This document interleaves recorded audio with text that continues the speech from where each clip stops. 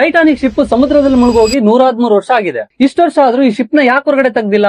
ಇದರಲ್ಲಿ technology fail ಆಗಿದೆಯಾ ಅಥವಾ ಹೊರಗಡೆ ತೆಗೆಯುವಷ್ಟು ಫಂಡ್ ಇಲ್ವಾ ಅಂತ ಈ ವಿಡಿಯೋದಲ್ಲಿ ಹೇಳ್ತೀನಿ. ವಿಡಿಯೋನ ಲಾಸ್ಟ್ ವರೆಗೂ ನೋಡಿ. ಟೈಟಾನಿಕ್ ಮುಳುಗೋಗಿದ್ದು 1912ರಲ್ಲಿ. ಆ ಟೈಮ್ ಅಲ್ಲಿ ಸಮುದ್ರದ ಒಳಗೆ ಅಷ್ಟು ದೂರ ಹೋಗೋ ಟೆಕ್ನಾಲಜಿ ಇರ್ಲಿಲ್ಲ. ಟೈಟಾನಿಕ್ ಮುಳುಗೋಗಿ 50 ವರ್ಷ ಆದ್ಮೇಲೆ ಅಲ್ವಿನ್ ಅನ್ನೋ ಸಬ್ಮೆರಿನ್ ಸಹಾಯದಿಂದ ಫಸ್ಟ್ ಟೈಮ್ ಟೈಟಾನಿಕ್ ಅನ್ನು ನೋಡಿದ್ದಾರೆ. ಫಸ್ಟ್ ಟೈಮ್ ಸಮುದ್ರದ ಒಳಗೆ ಟೈಟಾನಿಕ್ ಶಿಪ್ ನ ನೋಡಿದಾಗ್ಲೇ ಇದನ್ನ ಹೊರಗಡೆ ತೆಗಿಬೇಕು ಅನ್ನೋ ಆಲೋಚನೆ ಸ್ಟಾರ್ಟ್ ಆಗಿತ್ತು.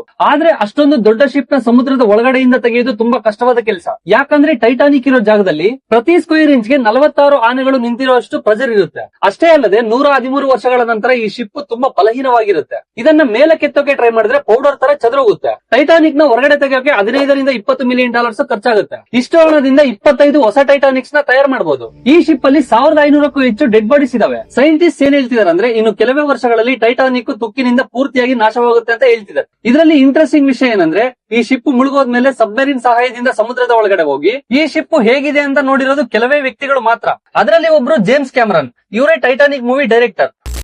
ಈ shirt deal of the day ಅಲ್ಲಿ ತುಂಬಾ ಕಡಿಮೆ ಪ್ರೈಸ್ ಬರ್ತಿದೆ. ಶರ್ಟ್ ಲಿಂಕ್ ಬೇಕಂದ್ರೆ ಜಸ್ಟ್ ಲಿಂಕ್ ಅಂತ ಕಮೆಂಟ್ ಮಾಡಿ, ನಾನೇ ನಿಮ್ಗೆ ಡೈರೆಕ್ಟ್ ಆಗಿ DM ಮಾಡ್ತೀನಿ. ಅಂಡ್ ಇನ್ಫಾರ್ಮೇಶನ್ ಇಷ್ಟ ಆಗಿದ್ರೆ ಒಂದು ಲೈಕ್ ಮಾಡಿ, ಶೇರ್ ಮಾಡಿ, ನಮ್ಮ ಪೇಜ್ ನ ಫಾಲೋ ಮಾಡಿ.